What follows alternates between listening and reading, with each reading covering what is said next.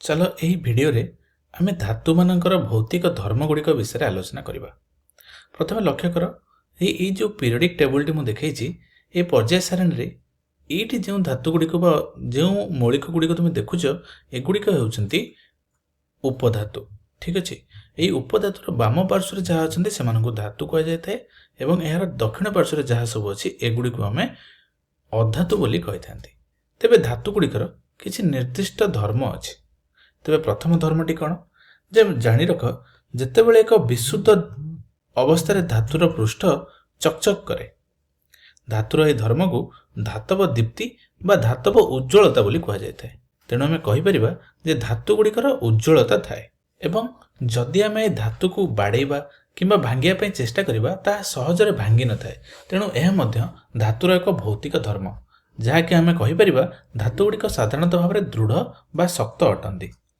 ठीक अच्छे तेरे परवर्ती धर्मटी कौन परवर्ती धर्मटी हूँ धातु ध्वनि सृष्टि करे जितेबले आम धातु खंडे को बाड़ाती तेरे धातु ध्वनि सृष्टि करे से धातुर एक धातव ध्वनि थाए।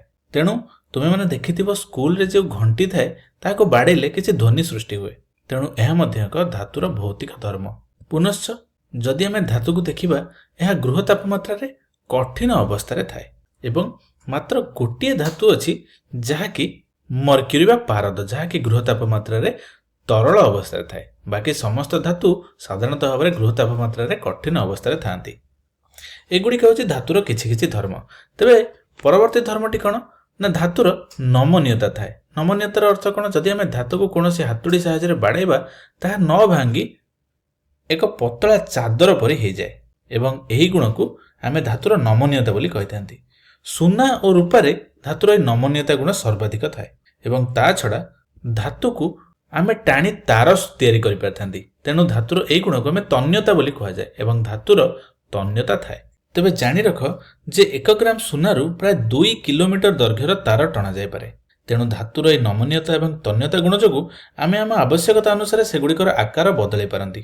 ता छड़ा जदि आम गोटे धातु को देखा तार गोटे न्यूक्लियस थाए एवं तार चतुर्पार्श्व इलेक्ट्रॉन गुड़िक किसी एहीपरि सज्जित हो रही था जहाँ आम इलेक्ट्रॉन गोटे क्लाउड बोली कही था। तेबे धातु गुड़िक एमती परस्पर सहित गोटे परमाणु आउ गोटे परमाणु परस्पर सहित जोड़ी होती था। तेबे धातुर यही जोड़ी होता कारण इलेक्ट्रॉन गुड़िक परस्पर सहित सहभाजन हो रही था।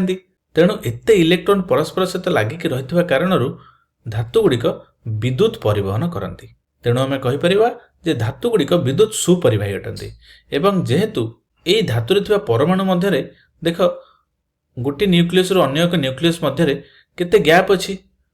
तेणु एथिपाई जेतेबेले आम धातु को बाड़ाती ये इलेक्ट्रॉन गुड़िक सेमानक जगार खसी जाती जहाँ फल धातुटी न भांगी एक चदर परी सृष्टि हो जाए एवं ठीक से हीपरी धातुर तन्यता गुण थाए जहाँ को व्यवहार कर धातु को आम टाणी लंबा लंबा तार प्रस्तुत करते। तेबे एहीपरि भाव में आम देखिले धातुर भिन्न भिन्न भौतिक धर्म थाए